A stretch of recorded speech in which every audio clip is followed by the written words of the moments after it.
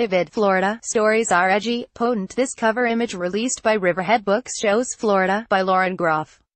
Riverhead Books via AP. Florida, Riverhead Books, by Lauren Groff. Florida, a collection of short fiction by Lauren Groff, brings together 11 stories that for the most part have been published in recent years with favorable critical notice. Several were published in the New Yorker magazine and several were picked to be among the best American short stories, or a similar yearly anthology. For Groff's fans, Florida is a handy place to read or revisit her recent short pieces. For those unfamiliar with her work, the collection can be a not-so-smooth introduction. Often edgy, troubling or painfully grim, the stories are not sunny welcomes to a state of endless beaches and blue skies.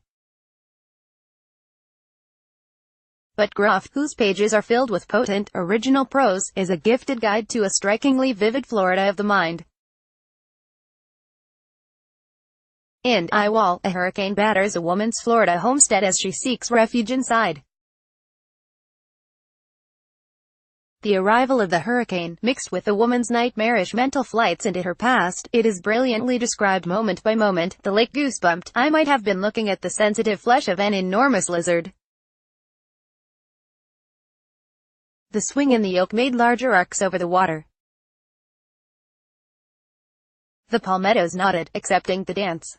In a few of the stories, Florida is only tangentially related to the characters or events, but in others it is elemental. Storms, swamps, scrub forests and run-down camps form eerie backdrops as vestiges of old Florida give way to new Florida's modern angst.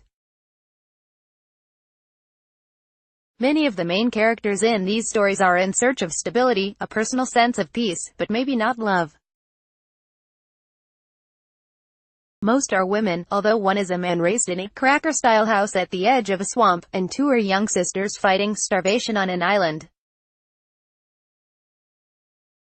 There is real fear in the sisters' story, Dogs Go Wolf, as there is for a young boy in For the God of Love, For the Love of God, a superbly turned tale touching on class and deception. The most harrowing story, Above and Below, describes the emotional descent of a young grad school dropout. Driving away from the university, she opened the window and smelled the queer dank musk of deep country Florida. She is on a journey into a land of deepening perils, mental and physical.